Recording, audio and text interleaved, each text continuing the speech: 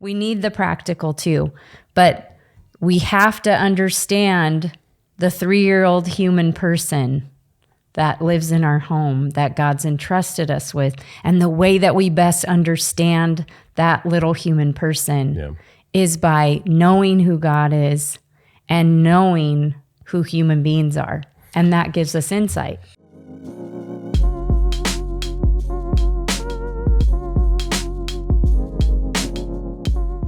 So recently here at Maven, we heard from a pastor who was telling us about what the people in his church need, what parents really need. And that got our attention because we're the Maven Parent Podcast. So we want to know what parents need. And sometimes we care about what parents need, what they think they need. Right. But sometimes what they think they need is not really what they need. I love how you say they, like we're not a part of the group. But anyway, so. Sometimes you don't know exactly what you need. Yeah, and vice versa. So he says this is what parents really need. And what he said was they really need practical tips, practical advice on parenting. And I thought your response to him was so rude because you just said, nope. That's not true. Erin is actually engaging in sarcasm right now. And I just want you to know that even though I disagree with you, I'm very proud of you. Thank you. No, I just told him that's really impractical. It's not going to help parents. No. But it got us thinking. Like, is that really what parents need? Well, and of course, it got us thinking about this podcast that we started a couple years ago now, and how from the beginning of the podcast, we wanted to do several things with it, but one was to give practical advice. We've been parenting for 28 years, so we've learned some things, and we've tried, and it worked, surprisingly, all the things. So, of course, we do talk practical, and we still have kids at home, so we're still living this out. But we purposely did not want to just talk about practical. And actually, pretty much in every episode, depending on the flow, we start not with the practical, but with the theological, with the philosophical, with the ideas that undergird what we do as parents. Yeah, with the Christian worldview. And this is where, we've heard it. I mean, being in the church for many, many years, most of our lives, we hear this, and we've talked about it here, but this idea that we don't need to be too intellectual, or we don't need to be too theological. What we really want, what we really need is to keep it practical, okay? And of course, we would say there's a kernel of truth in there. We do need to figure out how to practice the things that we believe and the ideas that we hold. But I think there's a number of things going on here. And number one is that our problem is not that we're too theological, right? And so let's just give like our we at listeners Maven, or we as we at Maven parents? Are no, just in the church in general. I mean, including probably us. Part of it is when you ask the question, are you too intellectual? Are you too theological? There is some assumption, I'm guessing, of like, what is your bar? What is your standard by which you're measuring that? Like, are you too theological? Well, if you look at most people in your church today, then you're going to say, no, I'm not. You might say, oh, yeah, I'm way too theological, because most people are not very theological in the church or intellectual, meaning they're engaging. Not that they're not smart. Don't misunderstand us. Don't hear us saying we don't think Christians are smart. No, I think there's just a lack of intellectual engagement with their faith and their worldview. But so here's a test. I kind of came up with a little impromptu test here. I guess it's not impromptu because I wrote it down and planned it. That's the opposite of impromptu. And I saw it on your paper and I said, oh, great. Are you going to test me again? No, I won't test you. I'm going to test our listeners. Okay, so here's the question. Are you too theological? I'm going to give you 5 questions. So this test is out of what you're saying that the criticism often will be like, okay, parents know enough. It's that they need practical. They just need like, how does this work itself out in the home? Yeah. And so you're actually saying, coming against the idea that we actually know a bunch, and the problem is just we don't know how to live it out. Yeah, it's probably a couple of things.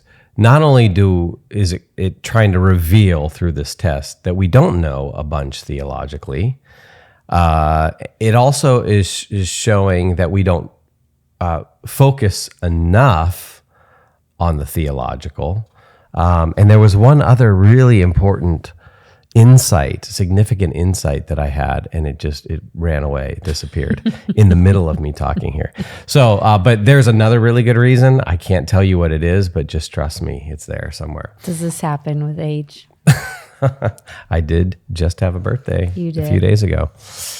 June 9th, I turned 39 once again. Nope. You're a lot closer to 50 than that. So back to my test. Okay. Are you too theological? Okay, I'm going to answer. I'm going to ask 5 questions, and these questions will help you gauge whether or not you're overly theological or you're overly intellectual when it comes to your faith or your approach to parenting, your approach to scriptures, all of that. So here would be question number 1. Can you quote the Apostles' Creed or Nicene Creed from memory? My guess would be probably 97.75% of the people listening right now probably cannot quote the Apostles' Creed or Nicene Creed from memory. Okay? And you're looking at me like I should give this test to you? No, Can you quote the Nicene Creed? I do know the Apostles' Creed. Oh, good. I'm smiling because I was thinking, I would have gotten that one right. You could be too theological, Erin. You may pass this test. And we as a family memorized the Apostles' Creed a while ago. And of course, I'm just thinking of objections to this. People might say, well, just because you know the Apostles. No, I know, just because you know that. Yeah, go through your test and then we'll talk about some But the idea is, there's how familiar are you with kind of the Orthodox creeds views, of Christianity? Yes. Okay, question number 2. Are you too theological? Do you know the central theological controversy of the Council of Nicaea? Bum, bum, bum. And if you think the Council of Nicaea had anything to do with determining which books go in the Bible, you would be wrong. Okay. Number 3, are you too theological? Can you define the Trinity? Trinitarian doctrine is absolutely essential to the Christian faith, right? It's our view of God and who he is. Can you define the Trinity in an adequate and non-heretical way? So adequate, meaning if you say, well, they're 3 in 1. God is 3 in 1. That's inadequate. Even if you said there are 3 persons in one God, that's probably inadequate. You need to say more, just a little bit more. And is it non-heretical? Meaning, are you going to give us an analogy that turns into heresy so like that we God would have to is burn like you? an egg? Yeah. Then see, now we're going to have to burn you at the stake, Erin. You're a heretic. Okay, number 4, are you too theological? Can you list at least 50% of the categories in a systematic theology book? So I've got one here, Systematic Theology by Wayne Grudem. And let's just turn to the table of contents. Not only is it divided into larger sections, which I'm guessing it'd be interesting to see if many people could even come up with these bigger sections, thinking through like what are the major categories of theology. But then each of these parts, there's 7 parts, are divided into additional chapters, and that's where we're going to get the real, big breakdown. So 57 chapters. So, for instance, part 1, the doctrine of the Word of God. Part 2, the doctrine of God. Part 3, the doctrine of man. Part 4, the doctrines of Christ and the Holy Spirit. Part 5, the doctrine of the application of redemption. Part 6, the doctrine of the church. Part 7, the doctrine of the future. And then, like I said, those 7 parts divided into 57 chapters. I'm guessing most of us aren't even going to be able to have in our mind a general framework for our theology, okay? And then here's another one. Another question, are you too theological? Question number 5. Can you define the following terms that are related to salvation? Atonement, justification, reconciliation, imputation, and propitiation. Right? Can you kind of define those without going to a systematic theology textbook and finding the definition? I mean, like off the top of your head, off of memory. And like those things, that whole list helps you to take the idea that Jesus died on the cross for our sins and unpack the true, deep, significant meaning of that. All right. So now that you've sufficiently shamed all of us. No, and that wasn't my purpose, though.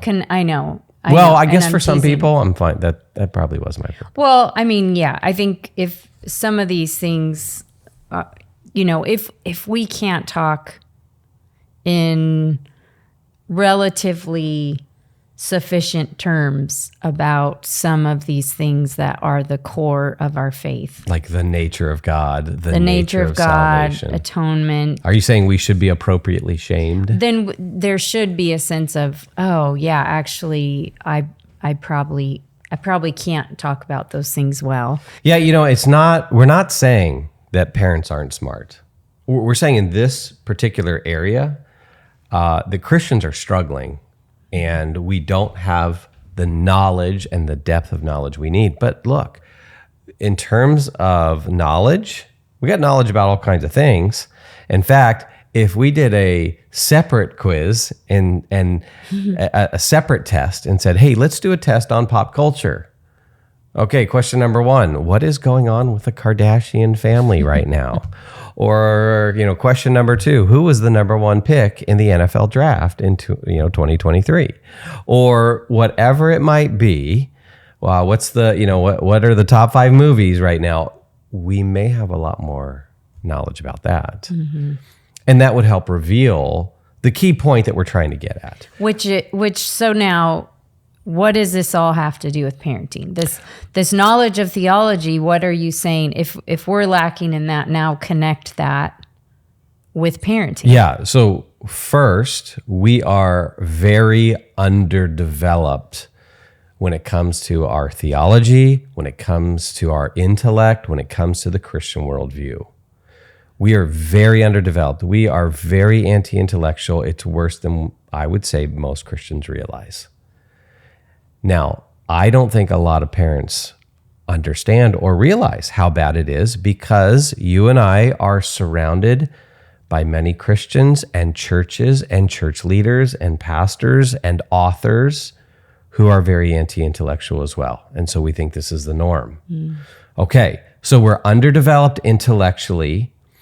And why does that matter for our parenting? Because if you are underdeveloped in your thinking, in your Christian worldview, in your theology, it is going to undermine the practical steps you can take in your parenting and in living life and in being a reliable guide who can offer practical advice to your children. Yeah. That's the takeaway. That's why we kind of entitled this like practical advice is going to fail you if that's all you focus on and if you don't do the hard work of thinking. And so we really want to just encourage and help motivate parents out there and not to feel just guilt and shame about this, but to realize, to look around you and realize this is one of those things where like you're in the minority. I think, and I feel this way, right? Like and you feel this way. We talk about this. Like we're really in the minority. In fact, this is why we started Maven, which you reminded me of earlier today when we were talking. Is like we look around and we're like, who are the good Christian worldview thinkers out there, and that are helping equip parents in deep and significant ways with practicality, but with both of those things married so tightly. And we're looking around going, there's not many out there. And so much of the parenting advice that we get is overly practical. Yeah. And therefore it actually doesn't work that well. Yeah, because if the Christian worldview, because what we're talking about here is coming from the assumption that you and I both have that the Christian worldview is true. Yes. And that the Bible gives us the picture and story of reality. It's not a fairy tale. It gives us insight into reality. And so if we don't have a proper picture of reality, then it will come out in all kinds of areas of life, but it will definitely come out in the way that you parent the children that God has given you. Yeah. And we don't think, I'm struggling with my 13-year-old. I'm struggling with my 3-year-old. I need help. I wonder if actually studying theology would help give me insight in this. Or studying the Christian worldview, or thinking, or just thinking. Like, how many of us, when it comes to problems, we say, I need to spend time thinking about this. I need to ponder and reflect. I may need to think about the nature of human beings a little bit more. To give me insight into handling a 3-year-old that's throwing tantrums. Yeah. Or an 11-year-old that's starting to rebel. Yeah. Or maybe a 15-year-old who wants to now start dating. Or so I love that you just ask those questions, because you're bringing it back to the practical. And we just, that's what we want to keep doing for parents. Keep marrying the two, the thinking and the practical, not to make this kind of false dichotomy. Yeah. So in our podcast, that's why we will talk first about theology and philosophy, because and then we get to the practical. So like you said, we're not dogging on practical because we need it. Did you say dogging? Yeah. I think that was a term that we used in middle school in the late 80s. You dog on me. I'm all dogging the time. you right now. I can't even talk without you making fun of me. No, I'm just trying to help us as a podcast team keep up with the times.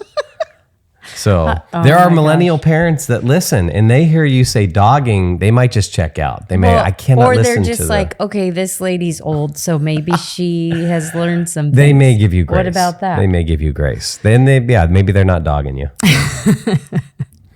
So we aren't knocking the practical.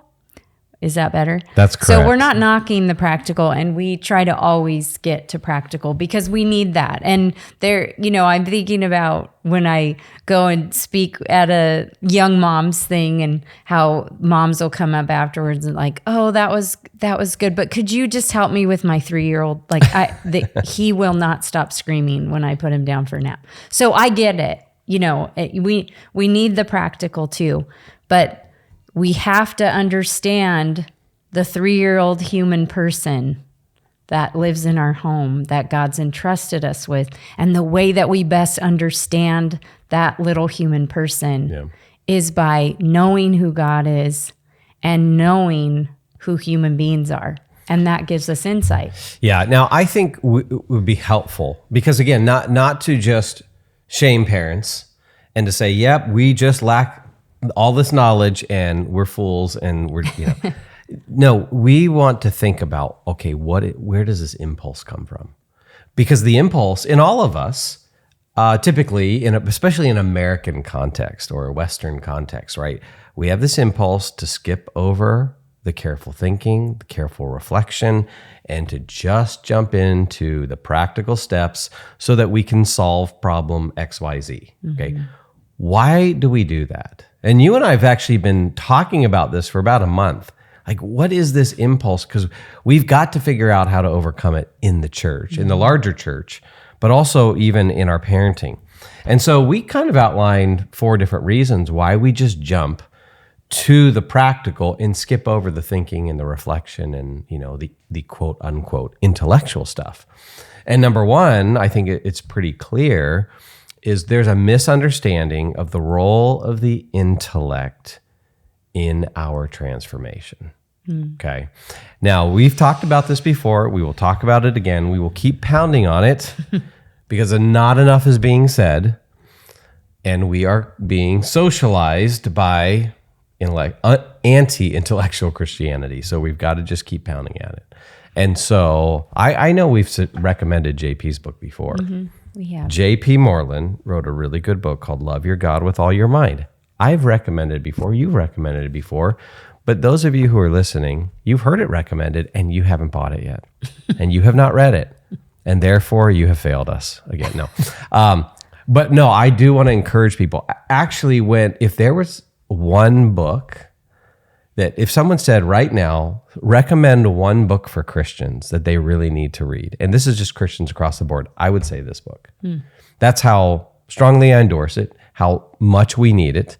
Love Your God with All Your Mind, the role of reason in the life of your soul. And you can get this book and read just the first maybe 3 chapters at first, because there's some challenging things in this book. Yeah, But read it in small portions. read part 1. And here's part 1. Why the mind matters in Christianity. Chapter 1 is on how we've lost the Christian mind and why we must recover it. Chapter 2 is sketching a biblical portrait of the life of the mind. Chapter 3 is the mind's role in spiritual transformation, which is this first point. Now, all 3 chapters are important. I think it'll be a good intro. And of course, it's more material than we can cover in this one podcast. So our strong encouragement is get this book, read the first 3 chapters. We need to recapture a proper, correct, and biblical view of the mind's role in our transformation, in how we change. And we need that for a number of reasons. Let me just recommend JP's other book too. It's called The Kingdom Triangle. And these he wrote for a more general audience. There he has a really important discussion about knowledge. And he covers some of the main ground that he covered in his earlier book, Love Your God with All Your Mind. 2 good books to check out the sections on the intellect. But I think a couple of things to say here. Number one, we don't have a well-developed anthropology. What's anthropology? It's the study of man, meaning we don't have a well-developed view of what it means to be a human being. Like, what does it mean to be a human being that is both body and soul? And then getting an understanding of both body and soul, looking at the scriptures and saying, okay, what are the things that we do in our bodies and with the faculties of our soul, like our mind, that bring about change and transformation in our life, right? So, and JP talks about this. He talks about Paul. Paul really in the New Testament offers the most kind of well-developed view on this of the human person and what the human person's supposed to do. Look at the book of Romans. In Romans, he emphasizes both the body, right? In Romans 12, 1 and 2, offering our bodies as living sacrifices. Elsewhere in Romans, he talks about, the members, or the sin resides in the members of our body. And he talks about how the Holy Spirit, who raised Jesus from the dead, brings life to our mortal body. So there's a whole theology of the body and spiritual disciplines and transformation there. And then he also emphasizes, Romans 12:2, be transformed by the renewing of your mind, the mind as well. And so the mind plays this essential role in our transformation. And if we misunderstand the role of the intellect, we're going to miss out on the transformation. We're going to jump to the practical because we don't connect theology, ideas, reflection, intellectual pursuit with transformation. Yeah. If you misunderstand, like in the book, JP, the connection between body and soul that he draws out, if you misunderstand body and soul, how it works together, the mechanics of being a human being. I mean, we know this is true about something else, cars, mechanic, as someone who understands cars and how they run and function well, and they have all this knowledge. So same thing, if we don't understand who we are as human beings and who our kids are as human beings, and we don't take the time to really reflect on how we flourish, how we're transformed, like you mentioned, then we will not have the tools we need to nurture, train, and help develop these little persons that have been entrusted to us. It makes sense when you think about it, but it's just you have to spend time thinking about it to make the connection, because we don't make that connection naturally. Yeah, I was thinking about your analogy with the car. I think that's a good analogy. If you think about it, if you go to your mechanic, you're like, this car's not working, and I don't know why. Take a look at it. Tell me what's wrong. And the mechanic comes back to you and says, okay, well, here's what we need to do. We need to, replace the transmission and replace this and whatever. And you say, okay, but can you explain to me why? He says, well, no, but I know what to do. You would be like, well, I'm not sure I trust you. You want a mechanic who doesn't just tell you, hey, here are the practical steps I am going to take to fix your car. You want a mechanic who understands the nature of vehicles and the nature of engines and has knowledge of those things. And if he can talk about those things in ways maybe you don't even understand, but you're like, okay, that dude knows what he's talking about. That's going to give you more confidence that when he tells you, oh yeah, and so here's why we need to do X, Y, and Z to fix this broken vehicle, you're going to be like, okay, let's do that. Yeah.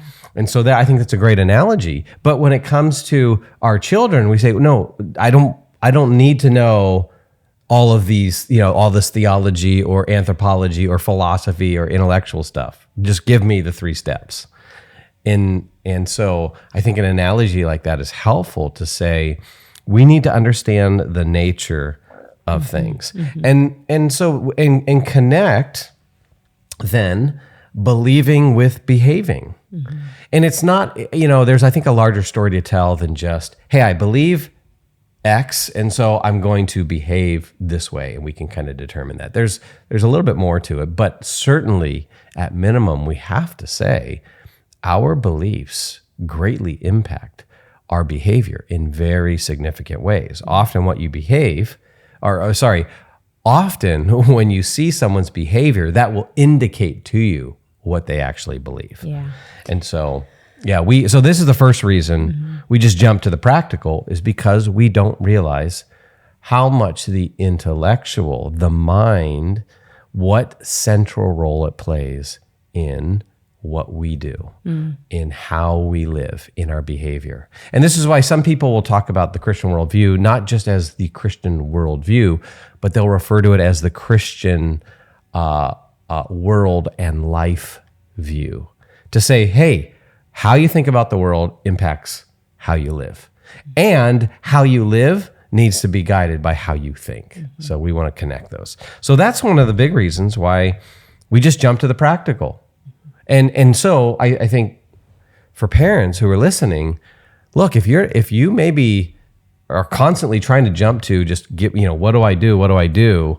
Maybe you won't see the results in your parenting that you hope to see. Maybe you won't have some of the, you won't make some of the progress because you're short-circuiting your own parenting by not thinking about things first and reflecting on the nature of the kid or the nature of the problem or being equipped with the kind of knowledge that's going to help guide you practically. Yeah. Which I think, of course, we mainly talk to parents, but if you're a teacher or a youth pastor or a Sunday school teacher, same thing. This gives you insight. Anyone who's working with young people, this gives you insight into the endeavor that you're taking on. Yeah. And which leads to our second one that we thought of when we've been chewing on this. Why do we rush to the practical of just what does my kid need kind of thing?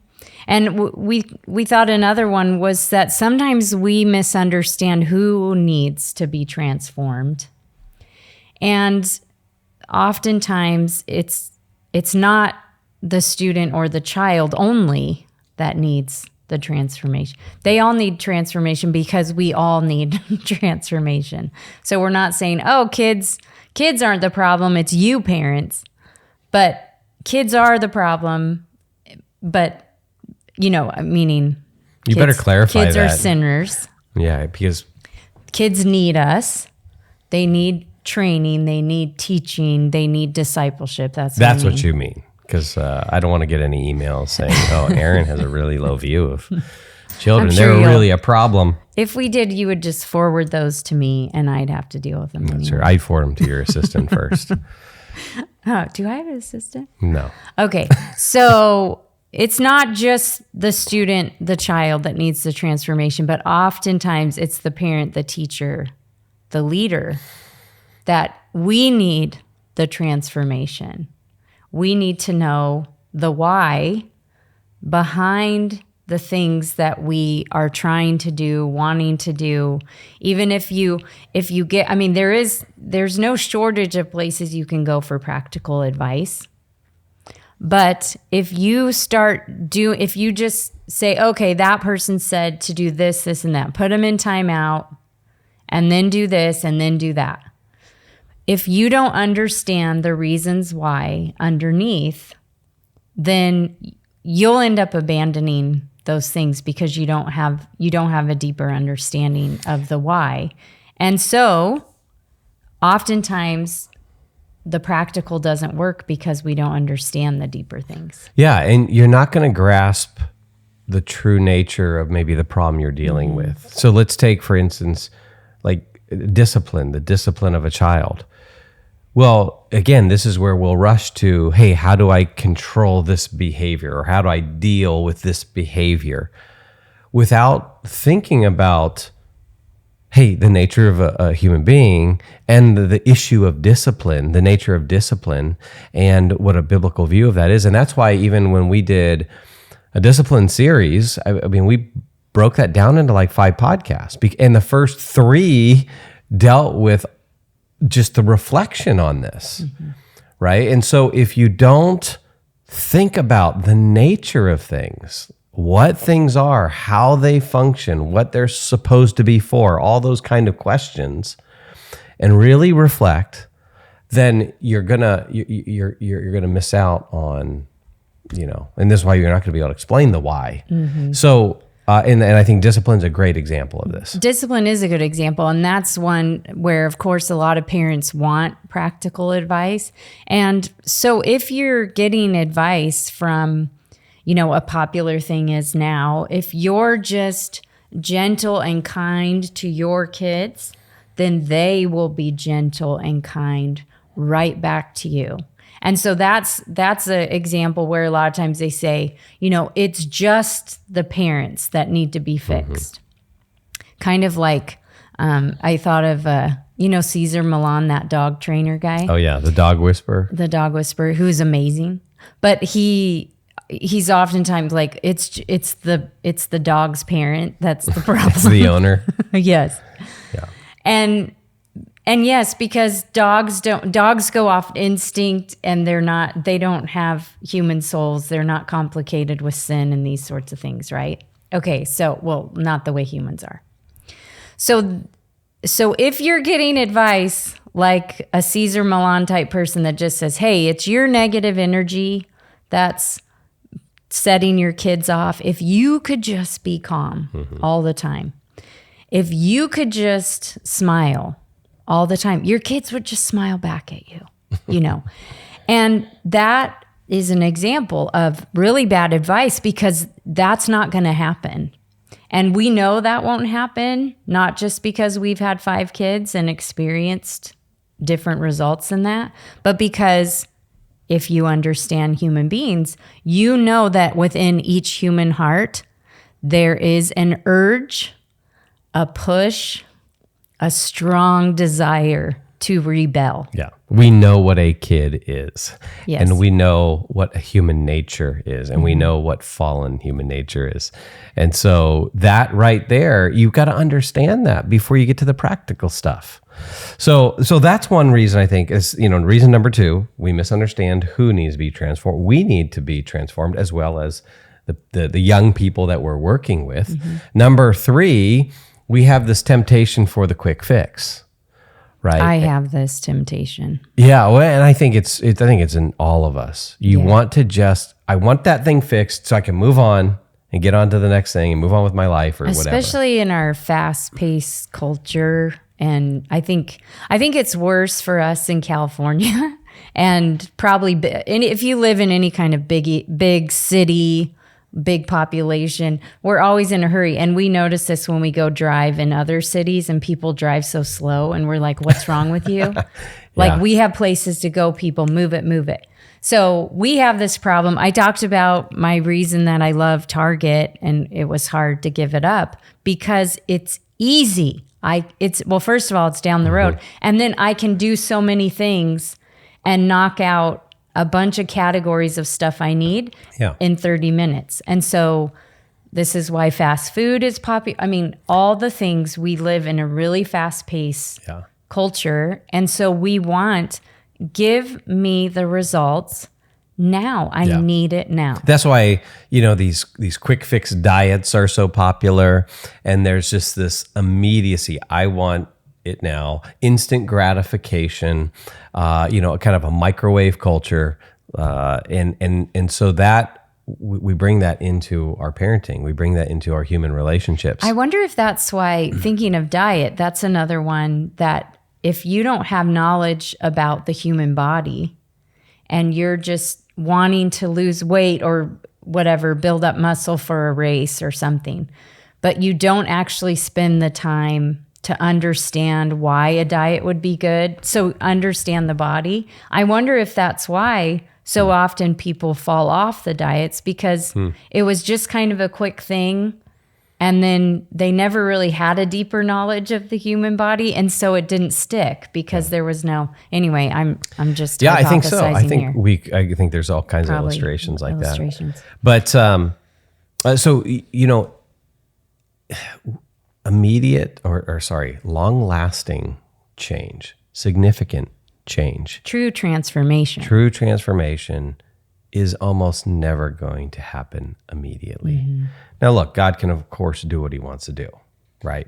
But just as we reflect on the nature of human beings and we reflect on thousands of years of human experience and even our own lives, in our own upbringing, I mean, that kind of lasting true change takes time. It takes sowing before we ever reap, right? But we have this urge for the immediate. Yeah. In fact, you were reading an article recently by Wendell Berry. Yes. So I get this free magazine, The Classical Teacher, by Memoria Press, and they come every few months or so. I love the articles in it. It's a resource for homeschooling or classical teachers. Yeah, they're selling curriculum.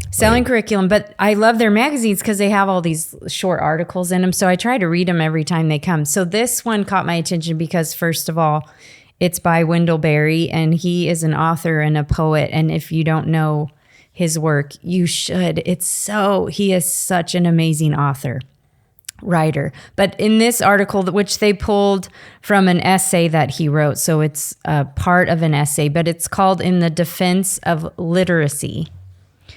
And I'm reading this article, and Brett and I have been talking about, this practical. Why do we go the practical? And he's talking about education and what has transformed in how we think about education as a culture. And he has so many insights, but this really caught my attention. And he's talking about how we've oversimplified and really just gone to, in the world of education, is what's practical instead of thinking more deeply about what do children need? What do we need as human beings? So he says there's two flaws in this oversimplified thinking of practical. He says, one is that among the self-styled practical men, quotes practical men, the practical is synonymous with the immediate. So when we say practical, what oftentimes we're meaning is immediate. We need something immediately right now. The long-term effects of their values and their acts lie outside the boundaries of their interest. For such people, a strip mine ceases to exist as soon as the coal has been extracted. So as soon as they get what they want out of something, it doesn't mean anything to them. And then this is how he ends this paragraph. Short-term practicality is long-term idiocy. Those are strong words. Those are really strong words. And again, he's talking in the context of education, but it transfers over to all kinds of areas. Short-term practicality is long-term idiocy.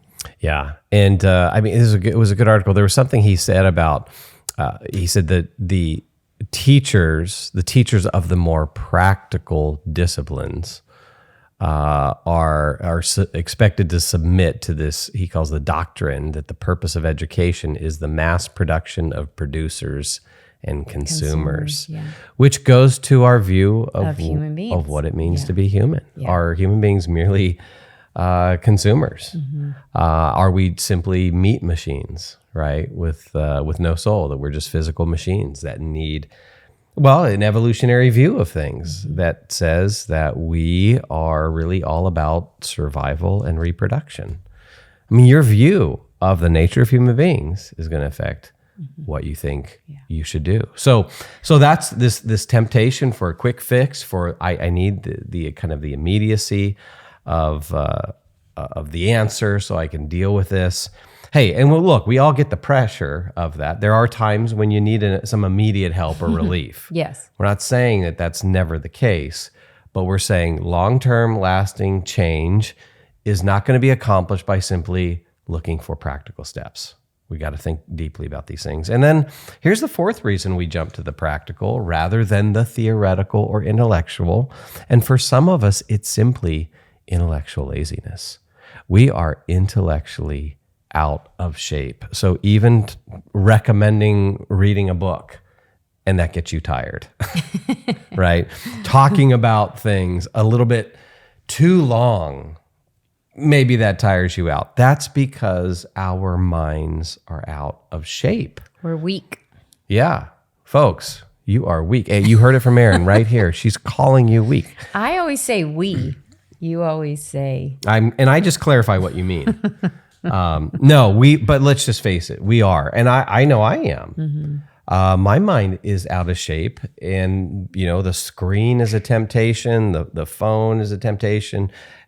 I wish I was reading more to develop my intellectual capacities especially more. when you read about people in other times outside of our culture and time, and you read their lives and how much time they spent on their intellectual pursuits, and then you just feel, then you feel guilt and shame. Then I know how lazy my mind has become. Yeah, go look at what C.S. Lewis used to do for his days, right? And then you'll be like, oh gosh, okay, yeah. I got a lot of work to do. I guess I could read for 15 minutes every day about theology or philosophy or whatever it is. Maybe I can actually spend a little bit of time doing these things and helping my mind to start, like the body, when you start working out, you're going to be weak, your muscles are going to be lazy. That's right. And so it will take some work, but I think just admitting that we don't want to do the hard work of figuring out how to make lasting change, lasting transformation, not only in our own hearts, but in our homes, with our relationships with our kids, all of the things that are required as parents. It is a lot of work. Yeah. And we would rather it be easy. I would rather it be easy, but for true transformation, it's not easy. Yeah. So maybe the first step for some of us is just admitting I'm out of shape intellectually. And we may be out of shape physically too. and out of shape in a lot of different ways so what's this first step when you're in any of those situations? Admit it and say, okay, what can I do to get in shape? And so let's just kind of maybe close with a couple steps, because some of them out there might be saying, okay, I buy it. I understand. I think this is the biblical picture, but what do I need to do to cultivate my intellect, my Christian worldview, so that I can be more effective in my parenting? And so I think that is the first step, is seeing, hey, this is going to take a certain kind of life. Because even in that, we don't want to say, okay, here are the 3 steps.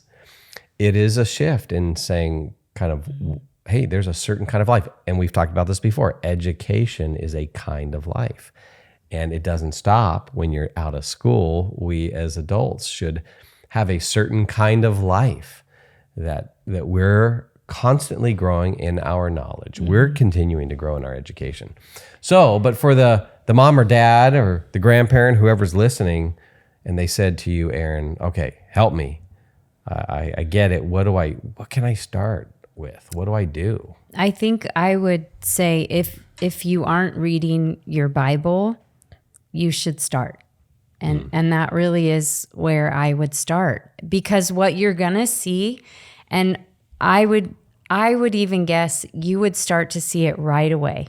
Within a few weeks of just regularly reading the Bible, you're going to see how the Holy Spirit is going to use that time to give you insight into yourself and into your kids and into your marriage and into your relationships with all kinds of people. And I would say, the tendency is just to read the New Testament. The New Testament is very good, obviously. The Gospels are Jesus' life, so this is in story form. But the Old Testament, a lot of it is in story form. You're reading the story of Israel, and through that story, man, you learn so much insight about who we are as human beings and who God is. And that will change you. It will change you. And so if you don't have a good knowledge in this area, start reading the Bible. Choose a book, or maybe choose an Old Testament book and a New Testament one, and just start reading little parts of it every day, and see how God uses that in your mind and in your heart to start the transformation. Yeah. And I would say, in addition, like, have your Bible kind of in one hand and have a book in another, and maybe find a topic, like scratch an immediate itch. Find a topic that you need help on, that you care about. So like, maybe you say, hey, I want something on parenting. Don't just go get the #1 Christian bestseller out there. Try to find something that has a little more depth. In fact, I've got a great recommendation, A Practical Guide to Culture. Which really, who wrote that? Tries to flesh out this kind of whole approach. I mean, we talk about this approach, but or if maybe there's a particular issue your kid's bringing to you and saying, how do I deal with this? Like maybe it's the gender stuff. Okay, get a book on that. Or maybe you need just a general, teaching and grounding in the Christian worldview. And so you get Greg Koukl's The Story of Reality. But read your Bible and also be reading a book. And those are just 2 of the best ways, we'd say, is to start reading and to start growing with this. I'd say another practical thing is to do it with other people. Get some other parents. Start a book club. You've done that, where you and a friend of yours started a book club on the nature of education. You wanted to know, as moms, and it's largely moms, how do we educate our kids? What is education? And you read really good things. You guys get together once a month and you discuss those things, encourage one another, and it really has helped develop the group of women intellectually. Reading in community is, I just think it's the best, because first of all, there's accountability. And especially if you don't have the habit, You need community. Yeah. And so beg people to do it with you. I don't, say, I will feed you. Come over. I will feed you. Read this stuff with me. And then people see things we don't see. And so everyone brings insight that you don't have. It's so wonderful to read in community. And it's funny because we started this book club like 10 years ago, and it was just kind of, okay, practically, how do we educate? And what it morphed into was every time we talk theology and philosophy, because we're talking about who our kids are as humans, who we are. Well, and you guys are also reading good things. In fact, give us an example of some of the things that you read in that book club. Oh, well, we've read For the Children's Sake by Susan Schaefer Macaulay. We've read that a couple times over 10 years. We've read C.S. Lewis, of course, Abolition of Man together, which is a difficult, dense read, but again, reading that in community was so good. We read a lot of Charlotte Mason, we call it a Charlotte Mason book club, so we read a lot of her stuff. We're reading, with this last year, we read her book called Ourselves, and it's really about human beings. And so you are challenged so much about how we think about mankind and our theological views. So yeah, we read lots of really, really good stuff. And we read fairy tales. We read fiction together too, which I could go on and on about how that brings insight into theology and philosophy too. Yeah, well, there you go. There are some practical steps. I just feel like we are going to have to continue to pound away at this issue because it's a really big issue. This overly pragmatic approach, this wanting to run to the practical without the hard work, but rewarding work of reflection.